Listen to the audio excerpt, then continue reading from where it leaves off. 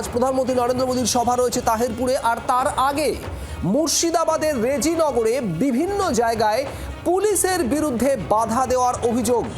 রাস্তায় পুলিশের গাড়ি দাঁড় করিয়ে দেওয়া হয় বলে অভিযোগ।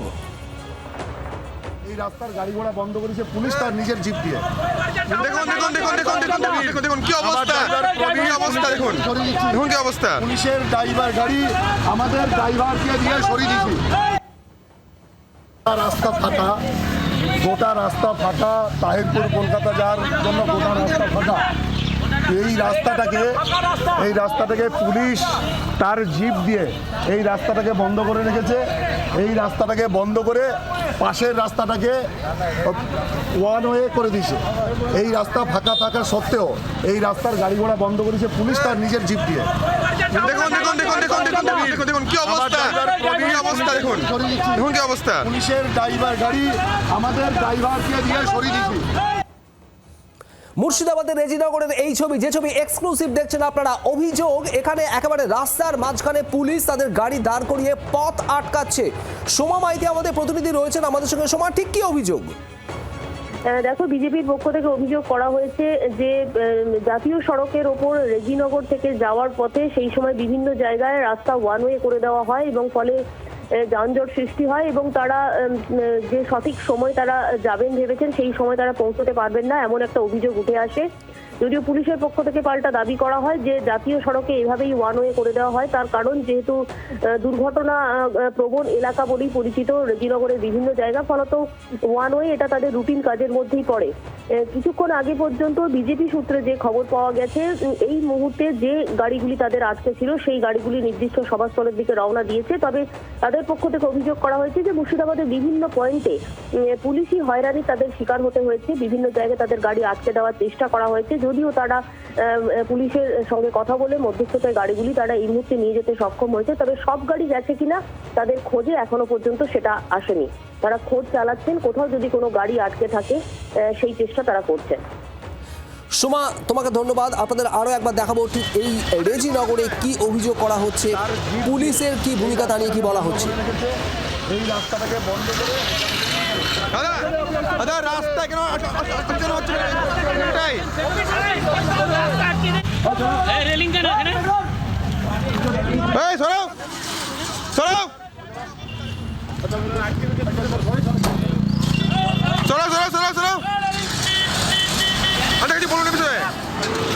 বিজেপি নেতা রাহুল সিনহা এই মুহূর্তে আমাদের সঙ্গে রয়েছেন টেলিফোন লাইনে। রাহুল বাবু, যে ছবি আমরা দেখাচ্ছি মুর্শিদাবাদের রেজিনগরে, সেখানে অভিযোগ উঠছে প্রধানমন্ত্রী মোদীর সভায় যোগ দিতে যাওয়ার পথে এভাবেই জাতীয় সড়কের উপরে পুলিশ পথ আটকেছে, পুলিশের গাড়ি দাঁড় করিয়ে পথ আটকানো হয়েছে, এমনটাই অভিযোগ। কি বলবেন? না, তৃণমূল কংগ্রেস আর পুলিশ তো এক আছে।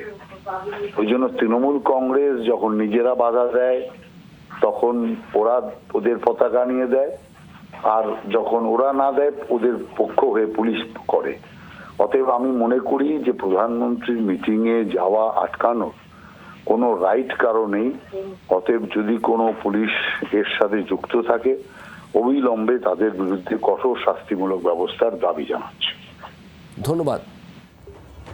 মুর্শিদাবাদের রেজিনগরে প্রধানমন্ত্রী নরেন্দ্র মোদীর সভায় যাওয়ার পথে পুলিশি বাধার অভিযোগ, আর সেখানে সরব হন বিজেপির কর্মী সমর্থক যারা যাচ্ছিলেন।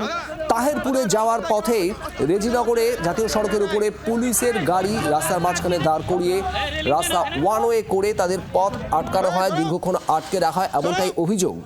যারা প্রধানমন্ত্রী নরেন্দ্র মোদীর সভায় যোগ দিতে যাচ্ছিলেন তাহিরপুরে, তারা এমনটাই অভিযোগ করছেন মুর্শিদাবাদের রেজিনগরের এই ঘটনা। যদিও পুলিশের বক্তব্য যে এটা রুটিন মাফিক কাজ, জাতীয় সড়কের ওপর এভাবেই বিভিন্ন জায়গায় ওয়ান ওয়ে করা হয়, পথ আটকানো নয়, এটা রুটিন মাফিক কাজ প্রশাসনের, এমনটাই বক্তব্য পুলিশের, জানিয়ে ইতিমধ্যেই তরজা ছড়িয়েছে। তৃণমূল নেতা জয়প্রকাশ মজুমদার এই মুহূর্তে আমাদের সঙ্গে রয়েছেন। জয়প্রকাশ বাবু, মুর্শিদাবাদের রেজিনগরে অভিযোগ প্রধানমন্ত্রী তাহিরপুরের সভায় যোগ দিতে আসছিলেন, জাতীয় সড়কে পুলিশ এভাবে গাড়ি দাঁড় করিয়ে পথ আটকেছে, এমনটাই অভিযোগ উঠে আসছে। কি বলবেন? না, কোনো কারণ আছে। তার কারণ জাতীয় সড়কে চলাফেরার উপর তো বেশ কিছু আইন আছে, মানে মানতে হবে। ওভারলোডেড গাড়ি কিনা, বিপজ্জনক ভাবে তারা আসছিল কিনা, লরিতে আসছিল না বাসে আসছিল, পুলিশ এমনি এমনি কখনো কোনো রাজনৈতিক প্রোগ্রামের কোনো অংশ নেয় না, তাদের আটকায় না। নিশ্চয়ই কোনো কারণ থাকবে, সেই কারণগুলো জানার দরকার। ধন্যবাদ। বাংলার আওয়াজ, বাঙালির আবেগ, জি 24 ঘন্টা।